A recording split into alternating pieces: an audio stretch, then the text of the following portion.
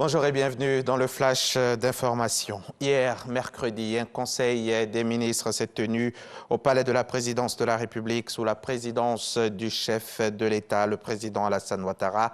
Il a été entre autres question de l'amélioration des conditions de travail sur les navires battant pavillon ivoirien, sur l'identification des gens de la mer, la digitalisation du droit de trafic et la réduction de la dépendance en protéines animales. Les précisions d'Awa Touré dans le 13h. Le tourisme ivoirien se redéfinit pour 2022. Nouvelle année, nouvelle stratégie marketing avec des outils innovants et un nouveau plan d'action repensé pour des objectifs bien précis. Une stratégie dévoilée cette semaine face aux journalistes. C'était en conférence de presse. Donc, Patricia Omouetia nous en fera un point tout à l'heure dans le journal. Dans le cadre de ces activités, l'ONG interafricaine pour la promotion de la santé et des droits humains en collaboration avec une entreprise chinoise en charge de l'exécution des travaux de construction de la voie périphérique Y4 dans la commune de Cocody ont organisé une campagne de sensibilisation, une campagne qui porte sur la sécurité routière, les violences basées sur le genre, les IST, VIH, SIDA et la COVID-19 avec pour objectif de sensibiliser les travailleurs et riverains à adopter des mesures de lutte contre la pandémie de COVID-19. Franck Ouadiro. Base des chantiers des travaux d'aménagement de la voie de contournement du district dans la commune de Cocody, un sketch pour donner le ton de la campagne de sensibilisation sur la COVID-19, les IST, VIH, SIDA, la sécurité routière et les violences basées sur le genre VBG.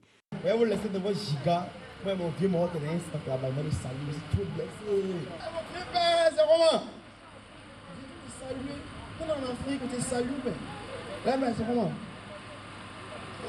On n'a jamais ici, c'est le plus de points.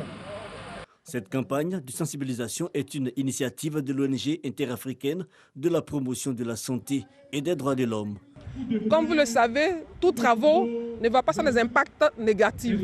Donc c'est dans ce cadre-là, pour atténuer les impacts négatifs, qu'il nous a été demandé, nous, ONG Société Civile, de pouvoir sensibiliser les gens, les travailleurs, les riverains sur la pandémie. Et il est important de pouvoir leur rappeler les gestes barrières à la population pour que celle-ci prenne les mesures barrières à cœur.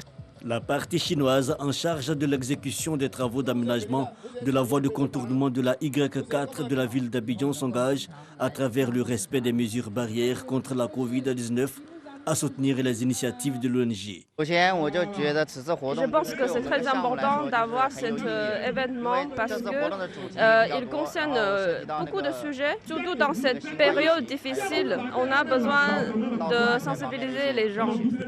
Dans son message de sensibilisation contre les accidents de la route, du travail et les différentes pandémies qui sévissent sur la planète, la présidente de l'ONG saisit l'occasion pour exhorter travailleurs et populations à la prudence. Cette caravane de sensibilisation va sillonner tous les secteurs de la commune de Cocody.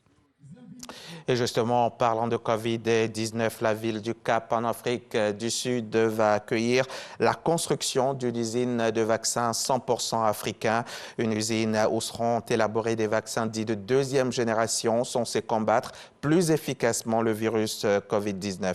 L'investissement d'environ 170 millions d'euros sur plusieurs années est porté par le milliardaire Patrick Soon-Shiong qui a fait fortune dans les biotechnologies. Cet entrepreneur est né dans la ville sud-africaine de Port-Elizabeth et c'est dans son pays natal qu'il voulait donc investir pour mettre fin à l'inégalité vaccinale qui a été révélée par la pandémie. Le Premier ministre de la transition malienne a récemment déclaré que les clauses de l'accord de défense et de coopération militaire avec la France signé en 2014 seront revues. Fin décembre, les autorités françaises ont été officiellement saisies pour renégocier ces accords de défense qui lient les deux pays. Signés une première fois au début de l'opération Barkhane, ils ont pourtant été renouvelés l'an dernier pour 5 ans. Ces accords de défense entre un pays et une nation étrangère sont essentiellement des accords juridiques qui sont là pour garantir la protection des soldats français et fluidifier également les opérations militaires en permettant une liberté de circulation. Qui l'eût cru?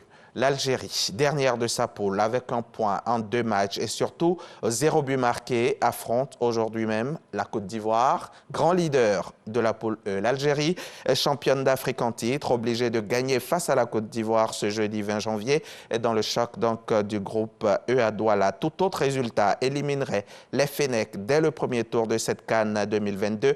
Les éléphants, eux, sont déjà assurés d'être qualifiés pour les 8e. Et le calendrier des matchs de ce jour. Tout à l'heure, donc, 16h, Côte d'Ivoire, Algérie. 16h également, Sierra Leone, Guinée équatoriale. Et à 19h, les matchs Gambie, Tunisie et Mali, Mauritanie. C'est à suivre sur RTI.